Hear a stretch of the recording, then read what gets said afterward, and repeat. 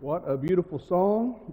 I love that song so much. And as we turn tonight to the book of Hosea, you may be thinking, what in the world would a song like that have to do with this small book, this mysterious book in the Old Testament named Hosea? But there is a connection in the song that we just sang and in the story of this book, and I hope that that'll become clear to you as we study tonight. So in this series, we come to Hosea. Hosea is the first of these books that we call the minor prophets. And I'll tell you two reasons, primarily, we refer to these books as minor prophets. Number one, they're shorter than the other books of prophecy, like Jeremiah, Ezekiel, and Isaiah, and some of those books. And the other thing, sometimes in these books of the minor prophets, it seems like the focus of these books zoom in on one particular thing that this prophet is talking about. And I actually think in the book of Hosea, both of those elements are there. It's only 12 chapters long, so not a long book at all. That would fit this idea of the minor prophets being shorter books. But also the book of Hosea seems to zoom in on something. And what it zooms in on is the atrocities of the sinful people of Israel, the northern kingdom particularly. And so this is what we're going to see unfolding in the book of Hosea. What I'd like to do perhaps one time at a later date is come back and actually focus on some of the details of Hosea, maybe in another series later for us. But since tonight we're just looking at the big picture, we won't have the time to do that. So Hosea, although he is a minor prophet, is dealing with a major problem. And that problem is the sinfulness of the northern tribes. Sometimes the northern tribes in these books will be simply called Ephraim because they represent the largest tribe of those in the northern tribes. It's believed that Hosea's prophecies began around 755 BC. And I tell you that because I want to come back in just a moment and talk about the chronology of some of these events. About that time, scholars tell us, historians tell us, this is when the Assyrians are starting their aggression toward the nations around them. And of course that will have something to do with the events of this book. Hosea, if you look at the very first verse in the book, he lived during a time, during the reigns of Uzziah, Jotham, Ahaz, and Hezekiah, kings of the southern kingdom that we sometimes refer to as Judah. And, of course, he lived during the reign of Jeroboam, the son of Joash. This is the king of Israel, or the northern tribes. At the time that Hosea started his prophecy, things in Israel, things for the northern tribe, they were just fine, especially as we in the world, especially sinners in the world, would define things being just fine. What I mean by that, things were going good for the nation. During the final days of Jeroboam's kingship, Israel was enjoying both political peace and material prosperity. And you know, when things are going good, people are people. People are people at all different times.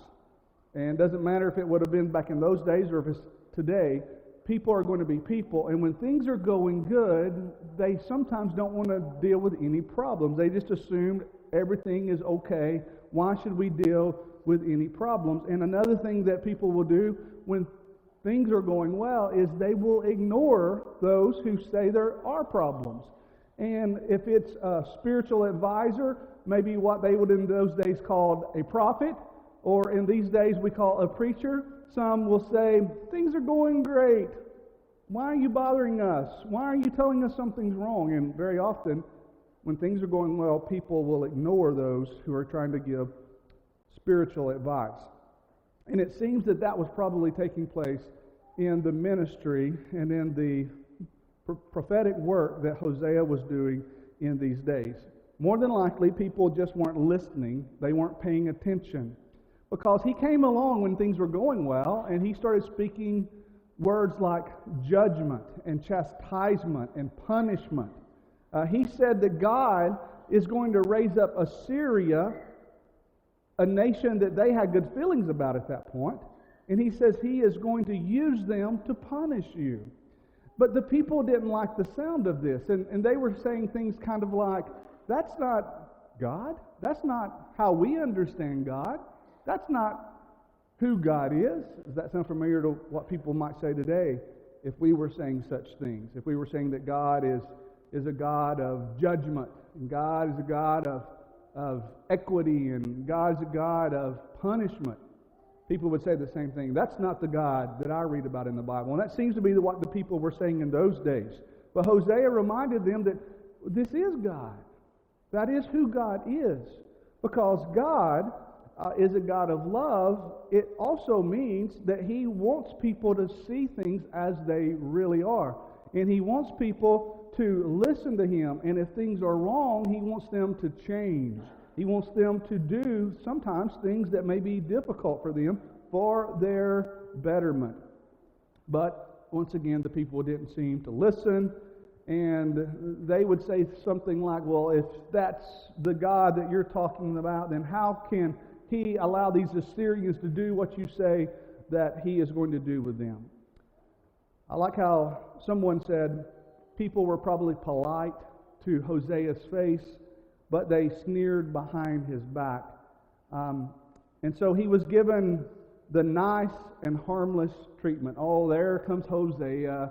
He's got this message of judgment and punishment, and you know, they would listen, but they really wouldn't listen. And I read where one preacher said that's the way a lot of preachers get treated today. People give them this idea of they're nice to us, but they just kind of brush us aside and say, well, what does he know? The nice, harmless treatment.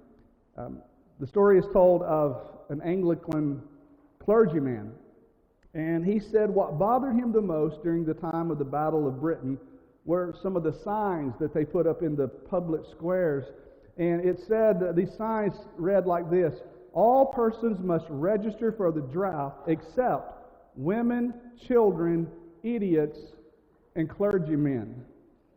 He said, I didn't mind so much that they excluded me from the list. I just wish that they would have put me ahead of the idiots.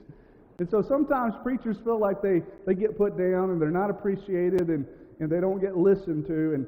And I'm not saying you do that to me. Don't take it that way. But Hosea might have felt that way in these days.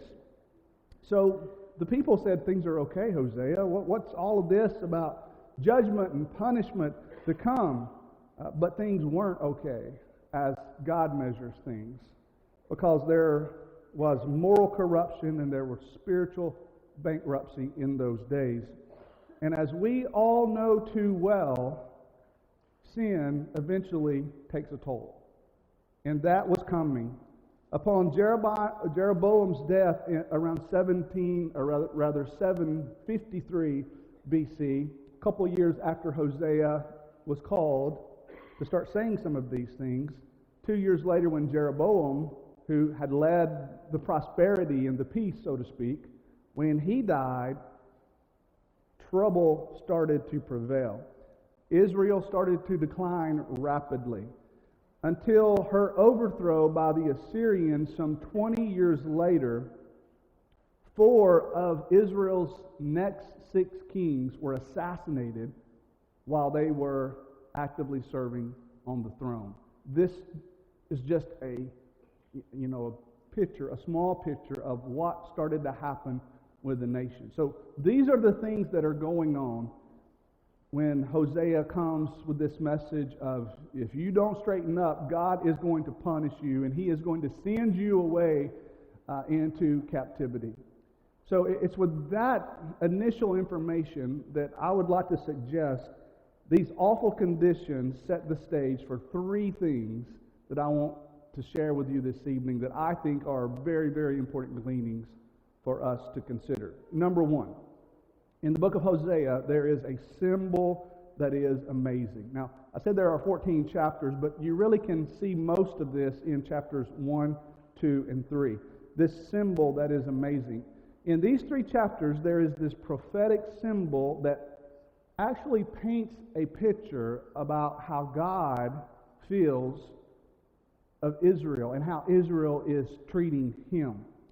And so, in order for us to understand this, I want to go back to the chronology that I mentioned just a few moments ago. Remember, Hosea starts prophesying, it's believed, around circa 755 BC. 753 BC is when Jeroboam dies.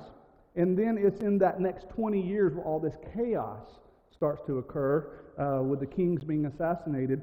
And then it's not until 722 BC that Assyria actually comes and invades and destroys them.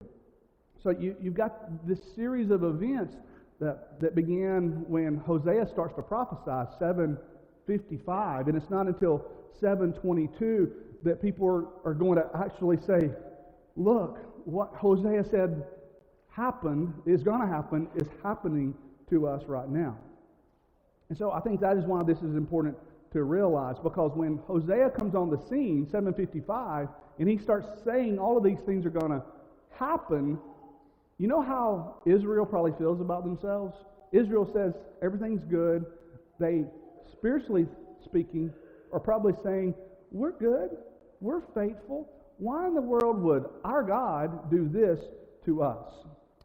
And so what is that symbolic action that Hosea is commanded to do in order to teach the people? I want you to look at verse number 2 of chapter 1. This tells you pretty much what you need to know about this symbol that is amazing. Hosea was spoken to by the Lord. The Lord said, verse 2, "Go take yourself a wife of harlotry, and children of harlotry, for the land has committed great harlotry by departing from the Lord." Hosea is commanded to live out an example of a faithful husband who is married to a cheating, immoral, adulterous wife. And so these 3 chapters here, what they are about. Chapter 1 is about what happens between Hosea and this woman he is told to marry named Gomer. Chapter 2 makes the comparison to God and Israel. In other words, chapter 2 is like, this is what this means. And then chapter 3 tells us the amazing reconciliation of Hosea and this unfaithful woman when she goes off and does what she does to him. That is supposed to be this symbolic, amazing thing that God wants Israel to see. Now keep in mind, this is happening before Assyria comes in to invade. And the people, you wonder why they might have thought that Hosea had lost it, why they didn't take him seriously. They were probably saying, why would you go do this, Hosea? Why would you do what you're doing? Why would you marry this woman? Why would you stay with this woman? Why would you eventually take this woman back? So there are 3 views about the nature of this story. One view is that some say that this was a parable, or this was allegory. In other words, this was just a story that Hosea was supposed to tell, but that he was not supposed to live out. And so what this actually does, and I reject this idea, what this actually does is it robs the situational awareness of the people who could see this. This was a powerful thing. If this really happened, and I believe it did, if Hosea did what God told him to do, and he took this woman who eventually became unfaithful to him, the people were witnessing this. This was their preacher, and just imagine what you would say if this was happening to your preacher. They were witnessing this, but if this was just parable or if this was allegory, I mean, it wouldn't be near as powerful. It would have robbed them. It would have robbed us today if this was not real. So I reject that idea. Some believe, number 2, that Hosea went and just married a prostitute, that this woman was already a harlot. And I know if you read chapter 1 and verse 2, it might seem to read that way, but I think a third possibility is more probable. I think the best understanding is that God told Hosea to marry a woman by the name of Gomer, and she would have just been this ordinary woman, so to speak, who had a very unusual name, wouldn't you agree, Gomer? But there was nothing going on with her at the time he married her, and more than likely later, after she gave him children, she decided to go off and to start being a prostitute. That makes the story more probable, and it seems to fit the application of what this symbol actually is teaching the people. Here's the point. What Gomer did to Hosea is what Israel did to God. What started out as a beautiful story of love and rescue back there in Egyptian bondage turned into covenant breaking in the land of promise in Canaan when everything was going good. The people who God graced and blessed, who had been relatively faithful, not completely faithful, but relatively faithful up to this point, broke the covenant with God to pursue other gods and the culture of the pagans while they lived in this promised land. While they had it so good, they did God so wrong. And so the rest of the book is just the unfolding and the magnification of those events. And I could give you an outline, but that probably would not be that meaningful to you right now. So this is the first thing I want you to see. This is the imagery, and this is the thing that Hosea was told to do to symbolically represent what God says you're doing to me. This is an amazing story, and Hosea had to live it out. Second lesson that I want to suggest that we should learn from this is that there is a mistake that is relative.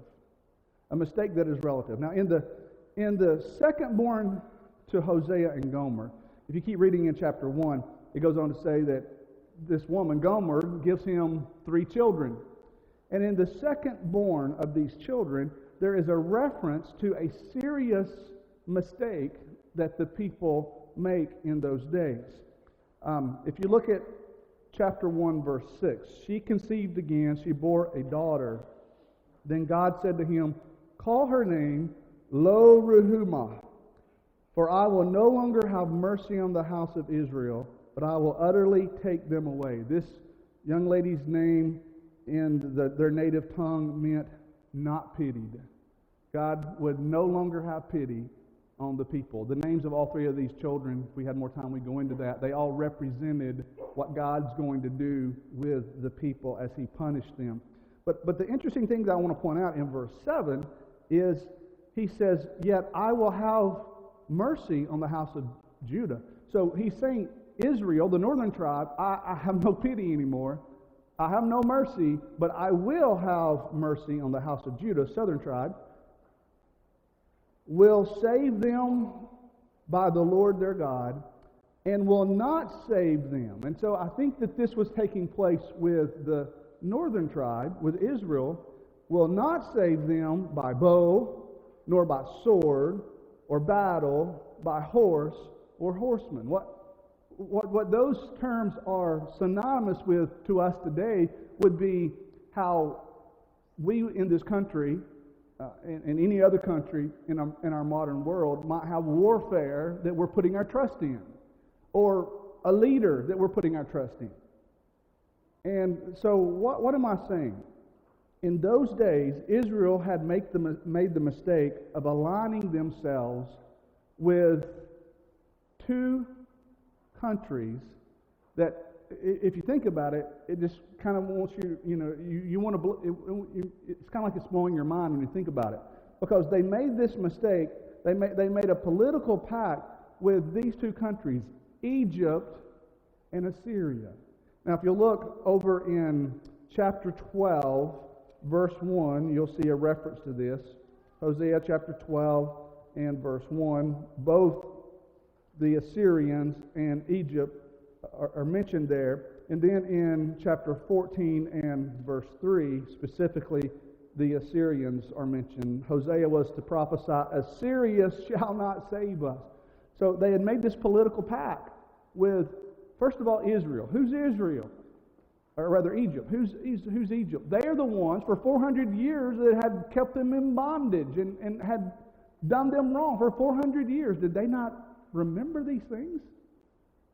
And also they're in this political pact with Assyria. Now remember, when they're first getting this prophecy, this is 755, 722 is when Assyria starts doing them wrong. So when they're first hearing these things, they're like, man, everything's good with us. We trust Assyria. We're in it together with them. They're political allies. But they made the mistake of trusting countries or political policy that would one day hurt them.